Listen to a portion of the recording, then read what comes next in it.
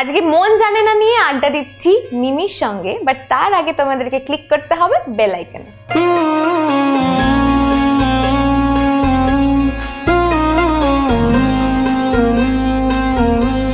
বাংলা ছবি নিয়ে নতুন নতুন আপডেটস আমি তোমাদেরকে দিতেই থাকি, আর আজকেও দেবো, কারণ আজকে আমি কথা বলবো মন জানে না নিয়ে। আর আমার সঙ্গে আড্ডা দিতে আমি পেয়ে গেছি ভেরি প্রিটি মিমিকে।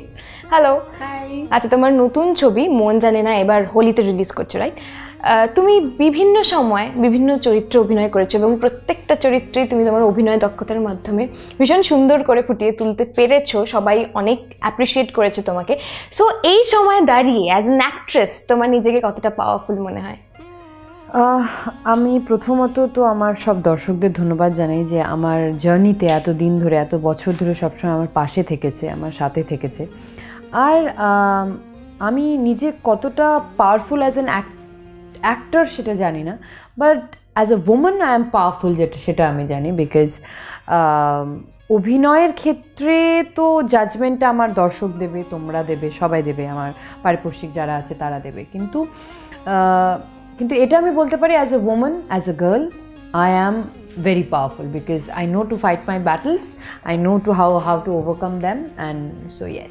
আমার একটাই স্বপ্ন, যাতে তুমি সারা জীবন এরকমই সিধে সাদা থাকো, আর আমাদের জীবনটা একসাথে এইভাবেই সাদাসিধেভাবে যেন কেটে যায়। আচ্ছা, এই প্রসঙ্গেই আমি বলতে পারি যে তুমি এই ছবিতে যে ক্যারেক্টারটা প্লে করেছো পরি, সে কতটা স্ট্রং? কারণ আমরা ট্রেলারে দেখেছি যে সে হয়তো একটা সময় ড্রাগ অ্যাডিক্ট হয়ে যাচ্ছে, সেখান থেকে বেরিয়ে আসা, আবার কেউ যদি স্ট্রং না হয় সেখান থেকে তো বেরিয়ে আসাটাও দেখো, সবার আগে যেই জিনিসটা সেটা হলো ড্রাগ অ্যাডিকশন।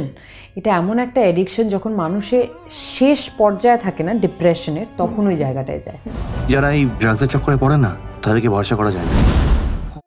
আর পরি বিং আ ভেরি সাদা মাটা গার্ল, মানে একদম সরল সিধা সাপ, বলে না, ওর এক ট্রেলারেই আছে এইভাবেই যেন আমাদের জীবন সোজা সাদাভাবে কেটে যায়।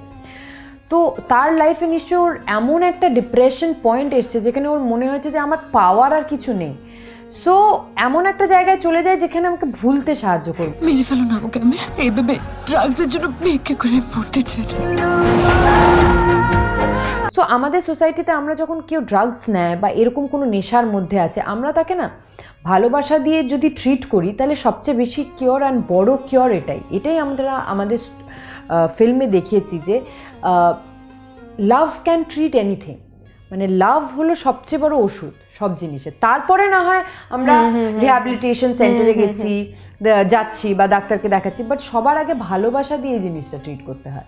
আমি তো আর আগের মতো নেই, আমাদের জীবন বদলে গেছে।